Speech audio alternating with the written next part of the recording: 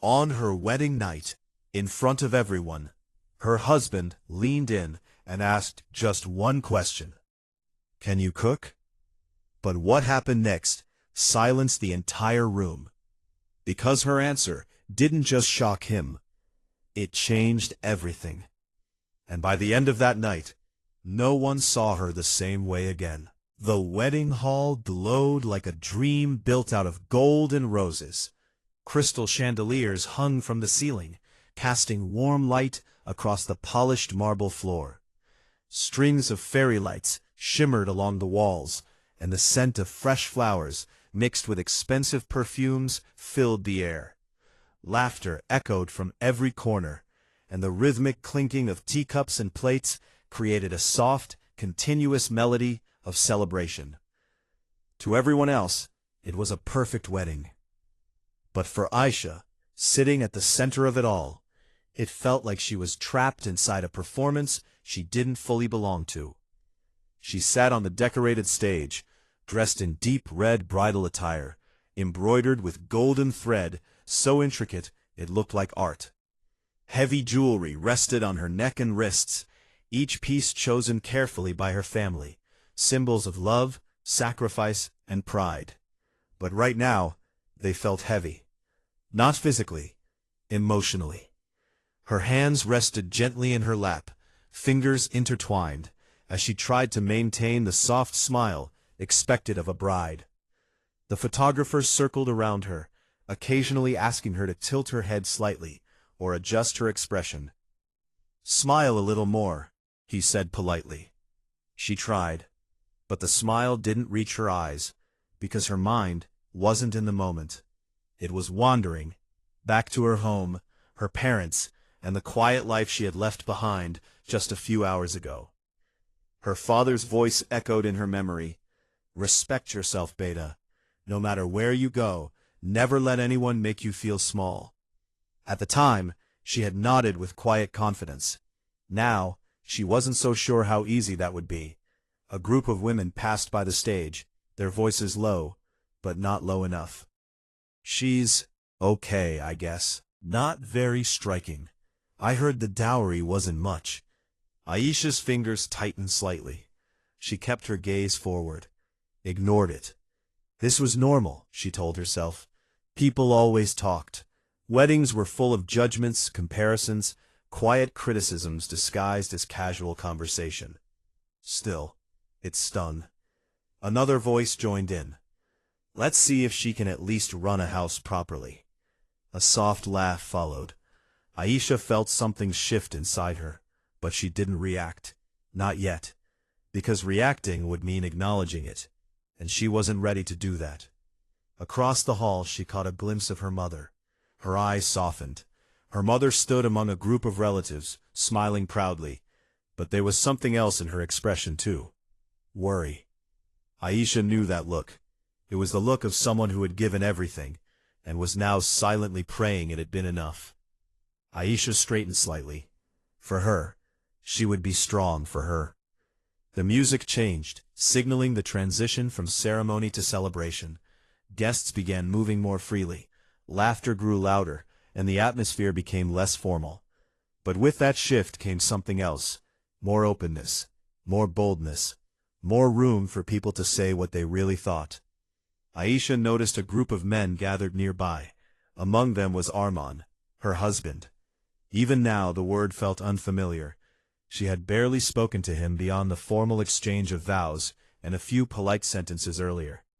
He stood confidently, dressed in a perfectly tailored suit, his posture relaxed but commanding. They laughed when he joked. He wasn't just respected, he was influential. A man used to being in control. Aisha watched as he said something that made the group laugh. Then his gaze shifted, and landed on her. For a brief second, their eyes met. There was no warmth in his expression, no curiosity, just evaluation, like he was assessing something he had just acquired. Aisha looked away first. A strange feeling settled in her chest. Not fear, not exactly, but something close. A few minutes later the crowd around him began to disperse, and slowly, deliberately, Armin walked toward the stage. Aisha's heartbeat quickened. This was it. Their first real interaction. She adjusted her dupatta slightly, straightened her posture, and prepared herself. He climbed the steps casually, as if this was just another part of his routine. No nervousness, no hesitation. He sat beside her, leaving a small but noticeable distance between them. For a moment, neither of them spoke. The noise of the hall continued around them, but up on the stage, it felt quieter, more focused, more intense. Aisha glanced at him briefly. He was adjusting his cufflinks, his attention seemingly elsewhere. Then, without looking directly at her, he spoke. So, his voice was calm, controlled. Can you cook? The question hung in the air. Simple, ordinary, but something about it felt off. Aisha blinked slightly, unsure if she had heard correctly. She turned her head toward him. Excuse me? She asked softly. Her. A faint smirk played on his lips. I asked, he repeated. Can you cook? There it was again, the tone. It wasn't curiosity. It wasn't even expectation. It was judgment. And suddenly, Aisha became aware of something else. The people nearby. They had gone quiet. Not completely, but enough. Enough to listen. Enough to witness. Her throat felt dry. Out of all the things he could have said, this was his first question. Not how are you? Not are you comfortable? Not even a simple greeting. Just that. Can you cook? She felt a dozen thoughts rush through her mind at once. If she said yes, would that be enough? Or would it just lead to more tests? If she said no, what would they think? What would he think? Armin leaned back slightly, his eyes still on her. Because, he added casually, his voice just loud enough, in this house, we don't keep useless people. The words hit her like a sudden drop in temperature. Cold, sharp, unforgiving. For a split second, everything around her seemed to fade. The lights, the noise, the people, all of it blurred into the background. All she could hear was that one word, useless. Her chest tightened, her fingers clenched around her dupatta, and for the first time that night, she felt it. Humiliation. Real, undeniable humiliation. Not the whispers, not the subtle judgments. This was different. This was direct, public, intentional. She could feel eyes on her now, waiting, watching, judging. Would she lower her gaze? Would she nod quietly? Would she accept it? Her father's voice echoed again. Never let anyone make you feel small. But right now, she did feel small. Smaller than she ever had before. Her eyes burned slightly. Tears threatened to rise, but she blinked them back quickly. No, not here. Not in front of them. Not in front of him. She took a slow breath, then another, trying to steady herself, trying to gather the pieces of her dignity before they slipped any further. Armand watched her closely. He was waiting, expecting something. Submission, perhaps. Agreement. Or silence. But in that moment, something changed. Not outside. Inside her. A quiet shift. A realization. If she stayed silent now, this wouldn't be the last time. This would be the beginning. The beginning of being reduced, measured, defined by someone else's standards. And she couldn't allow that. Not even on the first day. Her grip on her dupatta loosened. Her shoulders straightened. And slowly, she lifted her head. Her eyes met his again. But this time, they were different. Still calm, still composed, but no longer uncertain. The room seemed to hold its breath. Because something was about to happen. Something no one had expected. And whatever she said next would define everything that followed. The silence on the stage stretched just a second too long. It was the kind of silence that made people uncomfortable. Not because nothing was happening, but because something was about to. Aisha could feel it. The weight of dozens of eyes. The expectation. The quiet assumption that she would respond the way most brides did. Softly, carefully, submissively. Her heart was still beating fast, but something inside her had steadied. Not anger, not rebellion. Something calmer, stronger, clarity. She adjusted her dupatta slightly, her fingers no longer trembling. Her posture straightened, not dramatically, not defiantly, but with quiet intention. Then, finally she spoke. "Yes," she said. Her voice was soft, but clear. It carried. A flicker of satisfaction crossed Armin's face. "There it is," his expression seemed to say. "Predictable." A few guests exchanged knowing glances. Some even smiled faintly, as if the situation had resolved itself exactly as expected. But Ayesha wasn't finished. A small pause followed her answer. Not hesitation, but control. Then she continued. "I can cook," she said, her tone still calm, "but I don't live to cook." The words landed gently, but their meaning was anything but light. Armand's faint smile froze, just slightly, enough for anyone paying close attention to notice. Ayesha's eyes remained on him, not challenging, not aggressive, just steady, present. "I can manage a home," she added, "but I'm not here to prove my worth through chores." The murmurs began almost instantly. Low whispers rippled through the nearby guests like a sudden breeze. "What did she say? Did you hear that? That's bold." Ayesha could hear them, but she didn't turn. This moment wasn't about them. It was about something far more important. Armand leaned forward slightly now, his body language shifting. The casual detachment was gone. This had his attention. "And what exactly do you mean by that?" he asked, his voice quieter, but sharper. Ayesha took a slow breath. This was the point of no return. She could soften her words now, turn them into something safer, something easier to accept. But she didn't. "My parents didn't raise me to be useful to someone," she said, her voice steady. "They raised me to be a person." The word person echoed in the silence. Not a role, not a function, a person. "With thoughts," she continued, "with dignity and with self-respect." The room had gone completely still now. Even the background chatter seemed to fade. Because what she was saying wasn't loud, but it was powerful. And more importantly, it was rare. Armin's expression hardened slightly, but there was something else there too. Curiosity. Something he hadn't expected. "You're saying you won't take responsibility?" he asked. The question was deliberate, carefully framed to make her sound unreasonable. Ayesha shook her head gently.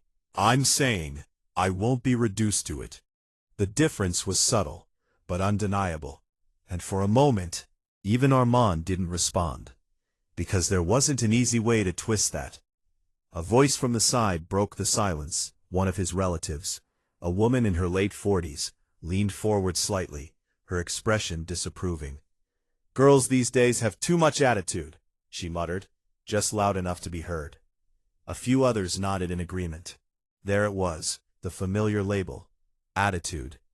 Ayesha turned her head slightly toward her, not sharply, not defensively, just enough to acknowledge her. "It's not attitude," she said softly. "It's self-respect." The simplicity of her response made it stronger. No argument, no explanation, just truth. The older woman looked momentarily taken aback, but didn't respond. Because deep down, even she recognized something uncomfortable. Ayesha wasn't being disrespectful. She wasn't raising her voice. She wasn't insulting anyone. She was simply refusing to accept less. And that was harder to argue against. Armand exhaled slowly, leaning back again, but his posture had changed. He wasn't relaxed anymore. He was thinking. "You think this kind of thinking will work in my house?" he asked. This time, there was no mockery in his tone. Just a genuine question. A test, but a different kind. Ayesha met his gaze fully now. "I don't know," she said honestly. There was no fear in her voice, no attempt to impress, just truth, "but I know I won't lose myself trying." In the air longer than anything else she had said. Because it wasn't about cooking. It wasn't about chores. It wasn't even about marriage. It was about identity, about boundaries, about knowing where you ended and where someone else's expectations began. For the first time, Armand didn't have an immediate reply, and that, in itself, was significant, because he was a man used to control, used to certainty, used to people adjusting around him. But Aisha hadn't adjusted. She hadn't resisted either. She had simply stood still, firm, unmoving, and somehow that had shifted the balance. A young cousin nearby whispered to another, "She's brave." Another replied quietly, "Or foolish, maybe both." But one thing was certain, she was no longer invisible, no longer just the bride sitting quietly on the stage. She had become something else, someone people would remember, someone people would talk about, and more importantly, someone who couldn't be easily defined. The photographer, who had been waiting awkwardly on the side, finally stepped forward again. "Should we continue with the photos?" he asked hesitantly. Armand glanced at him, then at Aisha, then gave a small nod. "Go ahead." They resumed the photos, but something had changed, not just in the atmosphere, but in the way Armand looked at her. Before, there had been evaluation. Now, there was interest, measured, careful, but real. As the camera flashed, capturing perfectly posed images, the reality beneath them had already shifted. Aisha wasn't smiling widely, but there was a quiet strength in her expression now. Something grounded, something certain. And Armand noticed it, more than he expected, more than he wanted to. Because for the first time, he wasn't entirely in control of the narrative. And that unsettled him. But it also did something else, something unexpected. It made him pay attention. As the evening continued, the whispers didn't stop. If anything, they grew, but they had changed. Before, they were about her appearance, her background, her dowry. Now they were about something else, her words. Did you hear what she said? She spoke so calmly. I've never seen a bride talk like that. Some disapproved, some admired, but no one ignored. And sometimes, being impossible to ignore is the first step to being respected. Later that night, as the event began to wind down, Aisha sat quietly again. But this time, she wasn't the same girl who had sat there before, because something had shifted inside her. She had faced the moment she feared, and she hadn't broken. She hadn't argued. She hadn't pleaded. She had simply answered, honestly, firmly, and without losing herself. And that answer, the wedding ended. But the real story had just begun. The drive to Armand's house was quiet, not peaceful quiet, not comfortable quiet, the kind of silence that sits between two people who are both thinking but not speaking.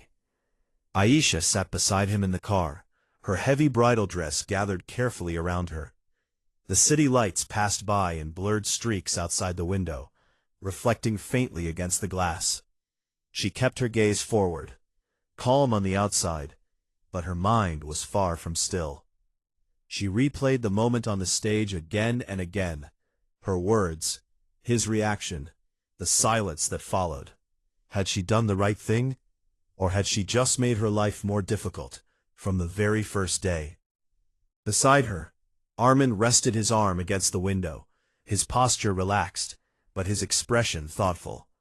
He hadn't spoken since they left the hall, and that, more than anything, unsettled her, because a man like him didn't stay silent without reason. When they reached the house, the gates opened slowly, revealing a large, elegant home. Bright lights illuminated the entrance. A few family members stood waiting, ready to welcome the new bride. Aisha stepped out of the car, adjusting her dupatta automatically. The rituals began. Smiles, soft greetings, carefully spoken words. Everything looked normal, perfect even. But beneath it all, there was something else. Awareness. Everyone in that house had already heard. About the stage, about her answer, about her, and she could feel it. in the way their eyes lingered just a second longer, in the way their smiles felt slightly measured, in the way their whispers paused when she walked by. She's the one. Yes, the same one. Aisha pretended not to notice, because acknowledging it would only give it power. Instead, she focused on what she could control: her behavior, her presence, her dignity. The first morning arrived quietly. No dramatic confrontation, no harsh words, just distance. Aisha woke early, as she always had. The unfamiliar room felt strange, but not uncomfortable. She sat for a moment on the edge of the bed, taking a slow breath. This was her new life. Whether it would be peaceful or difficult was yet to be decided. She stepped out into the hallway, the house still wrapped in early morning silence. The staff moved quietly, preparing for the day. One of them noticed her and paused. "Madam, you don't need to wake up so early," she said politely. Aisha gave a small smile. "I'm used to it," she replied. There was no tension in her voice, no defensiveness, simplicity. The woman nodded, but her expression carried curiosity. Everyone was watching, waiting, to see what kind of person she really was. The days that followed were unusual. No one confronted her directly, but no one fully accepted her either. She existed in a space in between, observed, evaluated, tested, silently. At meals, conversations were polite but distant.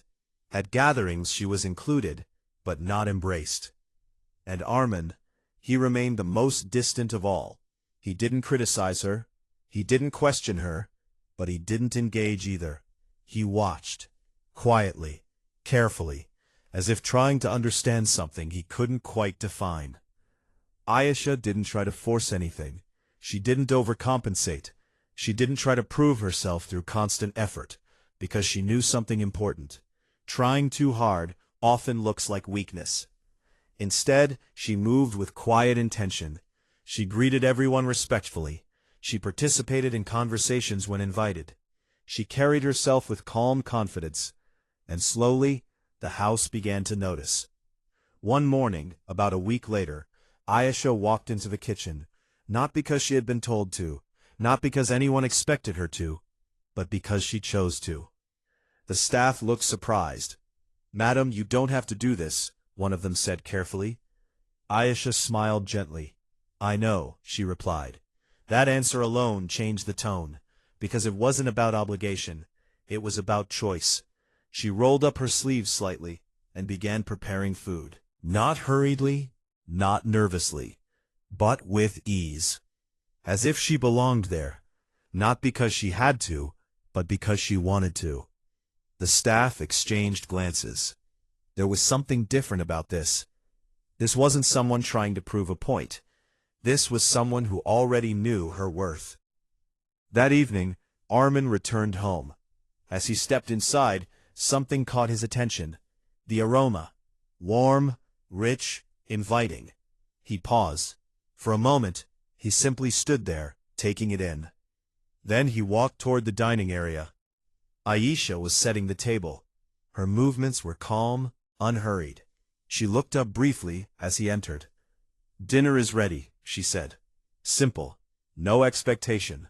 No performance. Armin pulled out a chair and sat down. He tasted the food. It was good. Not just good. Carefully made. Balanced. Thoughtful. He looked up at her. "You cooked?" he asked. Aisha nodded. Yes. There was no pride in her tone. No need for validation. Just acknowledgement.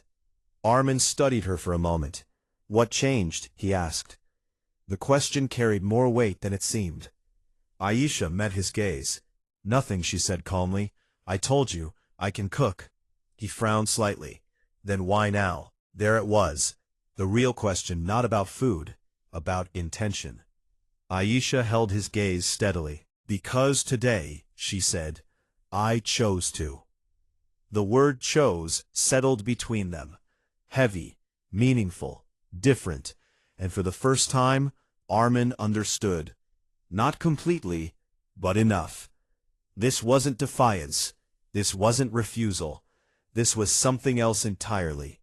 Autonomy, dignity, self-respect, things he had never really considered in this context. Over the next few weeks, something subtle began to change. Not in a dramatic, cinematic way, but in small, quiet moments. Armin started noticing things. The way Aisha spoke, never loud, never submissive. The way she handled situations, calm, measured, thoughtful. The way she didn't seek approval, but didn't reject connection either. She wasn't trying to dominate. She wasn't trying to impress. She was simply being. And that made her different. One evening during a family gathering, the tension resurfaced. The same relative who had criticized Aisha earlier spoke again. "So," she said with a slight smirk, "does our modern bride still believe she's above housework?" A few people chuckled softly. All eyes turned to Aisha. The moment felt familiar. A test, again. But this time, something was different. Before Aisha could respond, Armin spoke. "She's not above anything," he said calmly. The room fell silent. Aisha turned her head slightly toward him, surprised. He continued, "She just knows her worth." The words were simple, but powerful, because they came from him. The same man who had questioned her. The same man who had humiliated her. And now, he was defending her. Not loudly, not dramatically, but clearly. The relative looked taken aback. No one responded, because there was nothing to say. Aisha didn't smile. Not immediately, because respect, once broken, isn't restored in a single moment. But something inside her softened, just slightly. Because this wasn't about winning, it was about being seen. And for the first time, she was. That night, as they sat in the quiet of their room, Armin spoke. "You meant what you said that night," he said. It wasn't a question. Aisha nodded. "Yes." He looked at her for a moment, then said something unexpected. "I've never met someone like you." There was no sarcasm in his voice. No challenge. Just honesty. Aisha held his gaze. "Maybe you just never listened before," she replied softly. For a second, he said nothing. Then, slowly, he nodded, because she wasn't wrong. The transformation wasn't perfect. It wasn't instant. But it was real, built not on arguments, not on control, but on understanding. And it started with a single moment, a single question, and a single answer. Aisha didn't change the world. She didn't fight loudly. She didn't demand respect. Refused to accept less. And in doing so, she changed everything around her. Final message. She didn't win by proving she could cook. She didn't win by arguing. She won by standing still and refusing to be reduced. Because sometimes, the most powerful answer isn't loud. It's simply unshakable.